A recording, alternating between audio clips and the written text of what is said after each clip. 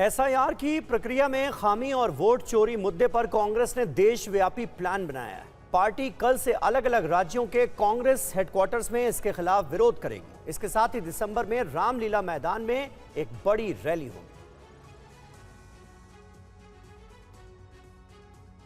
SIR की प्रक्रिया में खामी और वोट चोरी मुद्दे पर कांग्रेस का देशव्यापी प्लान बना रही है। कांग्रेस लगातार आरोप लगाती रही है कि एसआईआर की प्रक्रिया में खामियों के साथ केंद्र सरकार चुनाव आयोग के साथ मिलकर वोट चोरी कर रही है। इसलिए कांग्रेस ने अक्टूबर महीने में देश भर में 5 करोड़ लोगों का हस्ताक्षर अभियान चलाया था। अब कांग्रेस ने तय किया है कि 8 नवंबर को राज्यों की पार्टी मुख्यालय में हस्ताक्षर के साथ विरोध जताया जाएगा। इसके साथ राज्यों से सभी हस्ताक्षर अभियान के तहत आए कागजात को दिल्ली में कांग्रेस मुख्यालय भेजा जाएगा। बताया जाता है कि कांग्रेस दिसंबर के पहले हफ्ते में रामलीला मैदान में एक बड़ी रैली करने वाली है।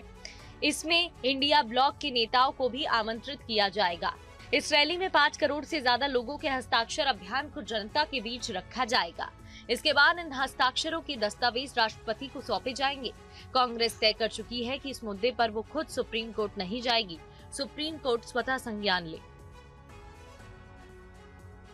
उधर महाराष्ट्र के डिप्टी सीएम अजित पवार के बेटे पार्थ पवार के जमीन घोटाले के मामले में पुणे पुलिस ने 3 लोगों के खिलाफ एफआईआर दर्ज की है। वहीं अन्ना हजारे ने कहा है कि ये घोटाले परिवार के संस्कार की वजह से हो रहे हैं। महाराष्ट्र के पुणे में कथित जमीन घोटाले का मामला अब तूल पकड़ता जा रहा है। पुलिस ने इस केस में अजित पवार के बेटे पार्थ पवार की कंपनी के डायरेक्टर और उनके रिश्तेदारों के खिलाफ मामला दर्ज किया है। अजित पवार के बेटे पर लगे आरोप पर समाज सेवी अन्ना हजारे ने बिना नाम लिए प्रतिक्रिया दी है। मंत्र्यांची मुलं जर वागत असतील ते मंत्राचा दोष आहे। संस्कार हे महत्त्वाचे असतात। पहिले कुटुंबातले संस्कार, घरचे संस्कार, गावाचे संस्कार, समाजाचे संस्कार। आज राळेगण स्थितीमध्ये पार्थ पवार पर आरोप है कि उनकी कंपनी एमेडिया एंटरप्राइजेज ने पुणे के मंडावा इलाके की सरकारी जमीन जो 1800 करोड़ की है उसे सिर्फ 300 करोड़ में खरीदी। कंपनी में 2 पार्टनर हैं जिसमें एक पार्थ पवार हैं। आरोप है कि 21 करोड़ स्टैंप ड्यूटी पर सिर्फ 500 के स्टैंप यूज कर काम पूरा किया गया है। विपक्ष के सवाल उठाने के बाद सीएम देवेंद्र फडणवीस ने जांच के आदेश दिए थे। साफ कहा था कि अगर किसी भी स्तर पर अनियमितता पाई जाती है तो उस पर कठोर कार्रवाई की जाएगी। धीरेन्द्र शास्त्री एक बार फिर सनातन पदयात्रा पर निकल पड़े हैं। 150 किलोमीटर की ये पदयात्रा दिल्ली से वृंदावन तक जाएगी। सनातनियों को जगाने, सनातनियों को एकजुट करने के लिए बाबा बागेश्वर धाम के पीठाधीश्वर धीरेन्द्र शास्त्री एक बार फिर पदयात्रा पर निकल पड़े हैं। बाबा बागेश्वर हजारों समर्थकों के साथ आज दिल्ली के छतरपुर कात्यायनी देवी के मंदिर में इस यात्रा की शुरुआत कर रहे हैं। ये यात्रा 16 नवंबर को वृंदावन में समाप्त होगी। बाबा बागेश्वर अपने समर्थकों के साथ 10 दिनों में दिल्ली से वृंदावन तक 150 किलोमीटर का सफर तय करेंगे। दावा किया जा रहा है कि इस पदयात्रा के दौरान 40,000 से ज्यादा लोग शामिल होंगे।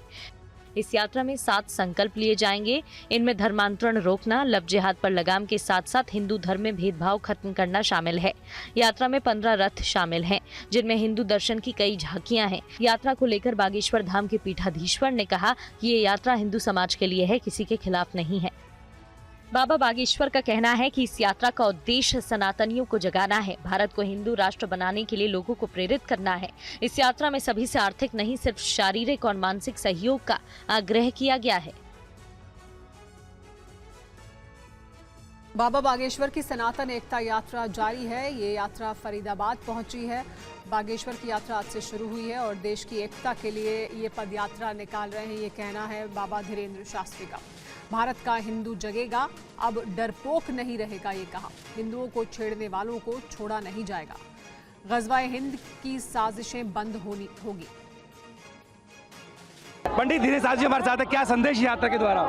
देश की एकता के लिए भारत अखंड हो, खंड खंड ना हो, हिंदू एक हो, भारत हिंदू राष्ट्र हो, इस ध्येय और उद्देश्य के साथ ये पदयात्रा प्रारंभ की है।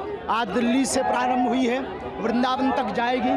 निश्चित है भारत का हिंदू जगेगा, अब हिंदू डरपोक नहीं रहेगा।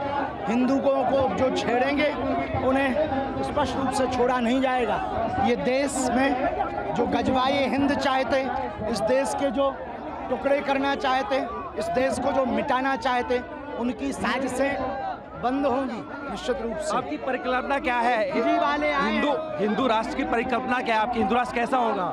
हिंदू राष्ट्र में वसुदेव कुटुंबकम का परिचय होगा, अहिंसा परमो धर्मा का परिचय होगा, वसुदेव कुटुंबकम का परिचय होगा। यहाँ पर हिंदू राष्ट्र में दंगा नहीं गंगा बहेगी। हिंदू राष्ट्र में गाय माता राष्ट्र माता होगी। हिंदू राष्ट्र में शिक्षा और स्वास्थ्य मुक्त होगा। हिंदू राष्ट्र में सनातन संस्कृति या किसी के भी प्रति खिलाफ नहीं बोला जाएगा। हिंदू राष्ट्र में पूरे विश्व को अपनाने की दृष्टिकोण को व्यापक किया जाएगा। हिंदू राष्ट्र में सामाजिक समरसता प्रबल होगी, कास्टवाद नहीं राष्ट्रवाद होगा। कह रहे हैं आप जो है समाज का बंटवारा कर रहे हैं, इस तरह की बातें कैसे हो? फिजी में सब लोग कैसे हैं? ये लोग फिजी से आए हैं। अच्छा, हाँ, यानी फिजी के हिंदू हैं। ये लोग फिजी से आए हैं, ये फिजी के हिंदू हैं। कुछ लोग कह रहे हैं बांटने का काम कर रहे हैं समाज। हम बटने से बचाने का काम कर रहे हैं। बांटने का काम तो वो लोग कर रहे हैं जो जातियों के नाम पर वोट बैंक की राजनीति कर रहे हैं। हम केवल धार्मिक आध्यात्मिक यात्रा कर रहे हैं। आज कहाँ विश्राम करेंगे? आज जिरखोद में पहली रात का विश्राम होगा। क्या लग रहा है इस यात्रा का क्या बदल जाएगा देश में? निश्चित रूप से हिंदुओं को और बल मिलेगा और हिंदू निश्चित रूप से एकता के लिए और प्रबल और मुखर होगा। आप मुस्लिम्स का भी आप अन्य समुदायों का भी वेलकम करते हैं और अन्य समुदायों को वेलकम करते हैं, मुस्लिम क्रिश्चियन सिख भी आ सके? आ जाएं, कोई दिक्कत नहीं, कायदे में। तो यात्रा जो है शुरू हो चुकी है और ये वृंदावन तक जाएगी। 150 किलोमीटर की यात्रा है और धीरेन्द्र शास्त्री कह रहे हैं कि देश को जोड़ने के लिए है। वीडियो के साथ जितेंद्र भाटी, दिल्ली।